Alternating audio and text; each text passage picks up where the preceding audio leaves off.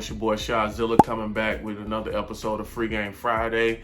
As you know, I do a lot of fix and flips, new construction bills, and a lot of brokerage deals. And every time I do a deal, I learn something new. And every time I learn something new, I double back and bring the game back to you. So right now, I want to talk about this particular deal that I'm doing. Bought a property that was a tear down property, and I got a quick claim deed on it. And I learned a lot about, getting quick claim deeds. I thought, since it was a friend of a friend, I was like, man, you know what? Let's just sign it over and I give you the money. But, come to find out, it had a $13,000 lien on it that I was responsible for, not him. And, for the first month or two, we were working together trying to get it figured out. But after that, it kind of just fell off, and I just went on and figured it out for myself and got the lien removed. The first thing I want to tell you is you can get liens removed if you raise enough hell. I've done it. The whole $13,000 didn't get erased. I still end up owing about $800. That was something that I could stomach, but $13,000, that was a little steep.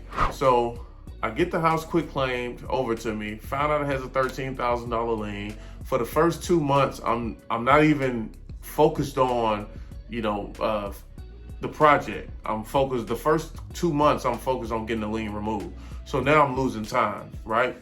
So once I get past that hurdle, next I got to go get financing. So like I said, I'm more of a fix and flipper. When I come to my same lenders and saying, hey, I want to do a new construction, they're trying to figure out how to do it on the fly because that's not their go-to.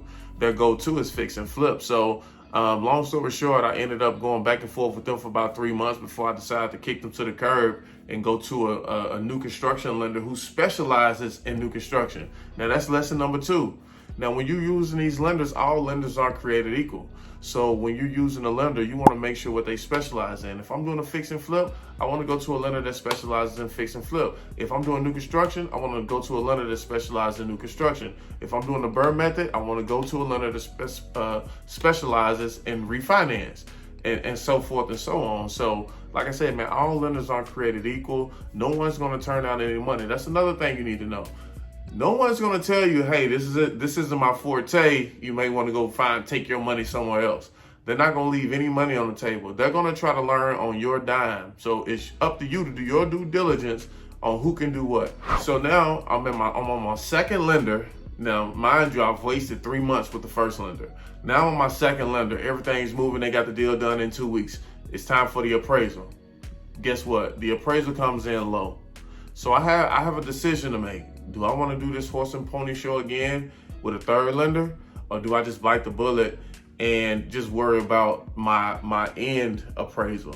And this is lesson number 3, right? So the appraisal coming in low from your hard money lender isn't the end of the world. What you need to be more concerned about is the appraisal on the sale when you're completed the project. And I'll give you an example.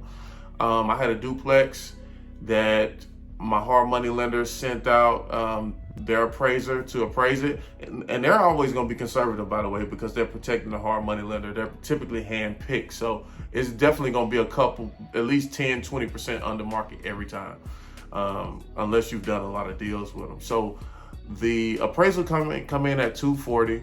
That was enough for us to move to the next step and get the deal done. So we're fine with that, because in the back of my mind, I know, hey, I'm gonna sell this thing for 300. I've done the comps, So right now, long story short, we have that duplex under contract for 310.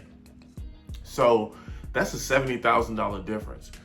With the hard money lender appraiser that appraised for 240, we got it under contract right now for 310. We had multiple offers for 310, matter of fact. So that's a $70,000 difference. So how can you keep yourself from backing out of deals when you're unsure? And the answer to that is knowledge, having the knowledge, knowing what the market wants. I had already ran my comp, so it really didn't matter what the hard money lender's appraiser said. I just needed to be enough for us to get the loan. And once we get past that hurdle, now the appraisal I'm worried about is the appraisal on the sale with my end buyer. So yeah, man, that's another thing. And, just to recap, all lenders aren't created equal. Always, always, always get a title search on the title, run the title, make sure the title's clean. You don't want to inherit a problem, and you most definitely don't want to buy a problem.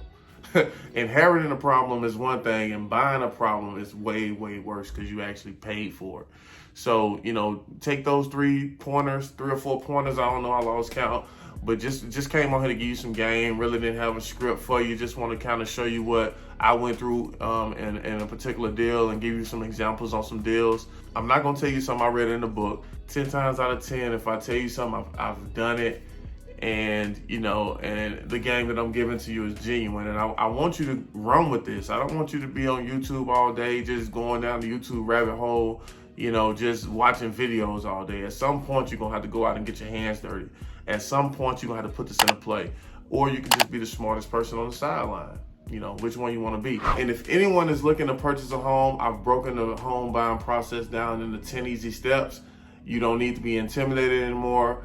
You know what lies ahead in 10 easy steps. Let's see what we got here. Let's see what's the first step. First step, initial consultation, getting pre-approved by a lender. It's a couple more things in here. It's a very, very easy read. It's short, to the point, no fluff, 10 easy steps. I wouldn't even call it an ebook. It's more like a guide. So it's free. Click the link below. And I'll see you on the inside. Congratulations on taking the first step to home ownership.